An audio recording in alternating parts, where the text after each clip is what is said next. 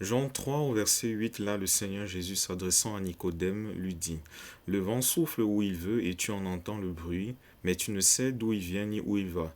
Il en est ainsi de tout homme qui est né de l'Esprit. Le Seigneur est en train de faire comprendre ici que ce qui est important pour toute personne qui est née du Saint-Esprit, ce n'est pas d'où elle vient ni où elle va. Ça concerne le Seigneur Dieu.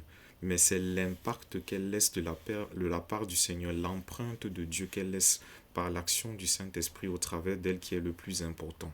Vous voyez un peu. Et le Seigneur dit, il en est ainsi de tout homme qui est né de l'Esprit. Le Seigneur Jésus ne dit pas, il en est ainsi de tout enfant qui est né de l'Esprit. Donc le Seigneur Jésus, dans son propos adressé à Nicodème, induit là qu'il faut une certaine maturité en fait pour laisser l'empreinte de Dieu de manière authentique par l'action du Saint-Esprit à travers soi. Vous voyez un peu, c'est pour cela que nous devons, si nous disons marcher selon l'Esprit, cela induit que nous devons aussi tous les jours nous nourrir de la parole de Dieu en y prenant plaisir. Vous voyez un peu? Voilà. Et le Seigneur Jésus veut aussi faire comprendre ici que quand le vent souffle où il veut, il ne dit pas que le vent souffle partout, il dit le vent souffle où il veut. Donc cela veut dire en fait que le vent en fait souffle avec une orientation précise. Ça veut dire que chaque personne en fait qui est née de l'esprit laisse l'empreinte de Dieu selon la volonté de Dieu en fonction de l'orientation que le Saint-Esprit lui donne. Vous voyez un peu, et ça c'est très important à noter. Et une autre chose aussi qu'il faut retenir ici, c'est que quand le Seigneur dit le vent souffle où il veut, c'est une manière de dire que personne ne peut arrêter l'esprit en mouvement.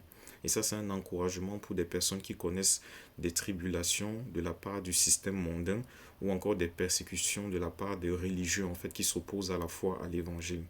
Même si on se trouve dans un pays où il y a des lois en fait des restrictions sévères, voilà, et même répressives en fait vis-à-vis de l'évangile de Jésus-Christ, nous devons rester soumis à l'esprit de sorte que notre intelligence soit renouvelée et que nous discernions, voilà, comment le Seigneur veut que nous opérions en son nom en fait pour que l'évangile soit annoncé, parce que Dieu a toujours une voie, voilà, par laquelle son nom peut être proclamé en fait.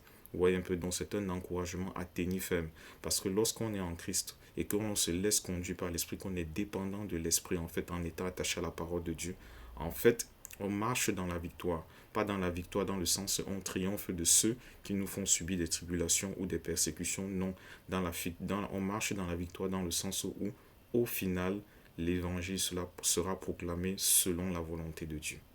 Fidèlement en Christ, je vous salue.